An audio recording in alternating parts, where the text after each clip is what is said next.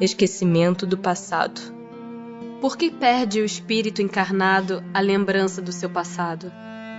Não pode o homem nem deve saber tudo. Deus assim o quer em sua sabedoria. Sem o véu que lhe oculta certas coisas, ficaria ofuscado, como quem sem transição saísse do escuro para o claro. Esquecido do seu passado, ele é mais senhor de si. Como pode o homem ser responsável por atos e resgatar faltas de que não se lembra? Como pode aproveitar da experiência de vidas de que se esqueceu? Concebe-se que as tribulações da existência lhe servissem de lição se recordasse do que as tenha podido ocasionar. Desde que, porém, disso não se recorda, cada existência é para ele como se fosse a primeira, e eis que então está sempre a recomeçar. Como conciliar isto com a justiça de Deus? Em cada nova existência, o homem dispõe de mais inteligência e melhor pode distinguir o bem do mal. Onde o seu mérito, se lembrasse de todo o passado? Quando o espírito volta à vida anterior, à vida espírita, diante dos olhos se lhe estende toda a sua vida pretérita. Vê as faltas que cometeu e que deram causa ao seu sofrer, assim como de que modo as teria evitado. Reconhece justa a situação em que se acha e busca então uma existência capaz de reparar a que vem de transcorrer.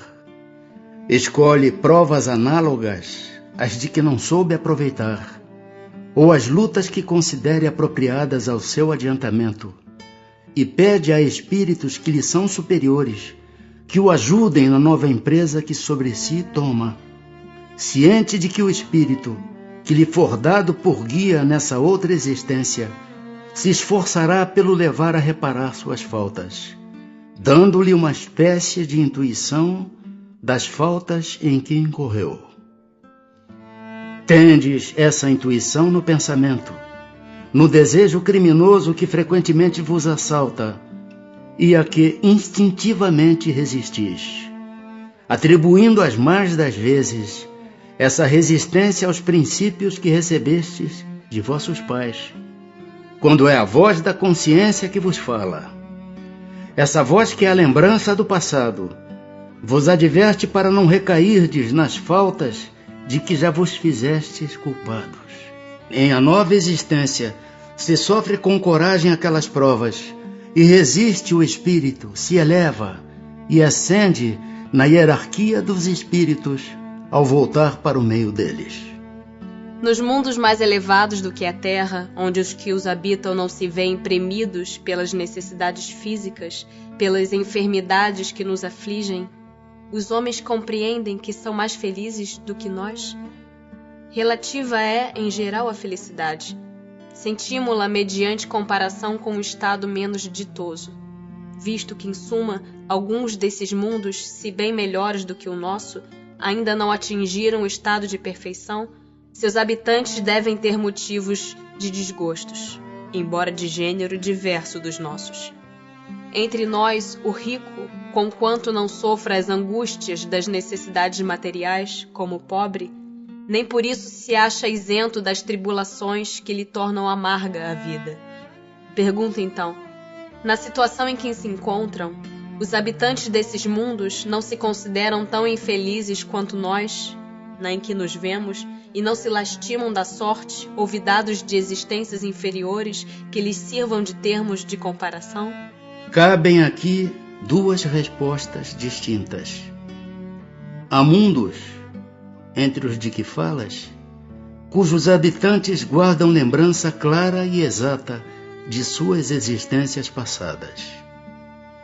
Esses, compreendes, podem e sabem apreciar a felicidade de que Deus lhes permite fruir. Outros há, porém, cujos habitantes, achando-se, como dizes, em melhores condições do que vós na terra, não deixam de experimentar grandes desgostos, até desgraças. Esses não apreciam a felicidade de que gozam, pela mesma razão de não se recordarem de um estado mais infeliz. Entretanto, se não a apreciam como homens, apreciam-na como espíritos. Podemos ter algumas revelações a respeito de nossas vidas anteriores? Nem sempre. Contudo, muitos sabem o que foram e o que faziam. Se lhes permitisse dizê-lo abertamente, extraordinárias revelações fariam sobre o passado. Algumas pessoas julgam ter vaga recordação de um passado desconhecido, que se lhes apresenta como a imagem fugitiva de um sonho que em vão se tenta reter. Não há nisso simples ilusão? Algumas vezes é uma impressão real, mas também frequentemente não passa de mera ilusão, contra a qual precisa o homem pôr-se em guarda, porquanto pode ser efeito de superexcitada imaginação. Nas existências corpóreas de natureza mais elevada do que a nossa, é mais clara a lembrança das anteriores? Sim, à medida que o corpo se torna menos material, com mais exatidão o homem se lembra do seu passado. Esta lembrança, os que habitam os mundos de ordem superior, a têm mais nítida. Sendo os pendores instintivos uma reminiscência do seu passado, dar-se-á que, pelo estudo desses pendores, seja possível ao homem conhecer as faltas que cometeu? Até certo ponto, assim é.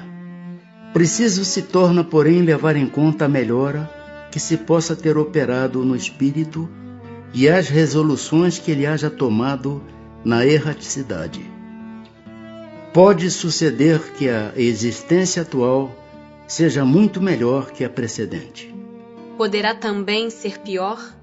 Isto é, poderá o espírito cometer numa existência faltas que não praticou em a precedente? Depende do seu adiantamento. Se não souber triunfar das provas, possivelmente será arrastado a novas faltas, consequentes então da posição que escolheu. Mas em geral, estas faltas denotam mais um estacionamento que um retrocesso, porquanto o espírito é suscetível de adiantar-se ou de parar, nunca, porém, de retroceder.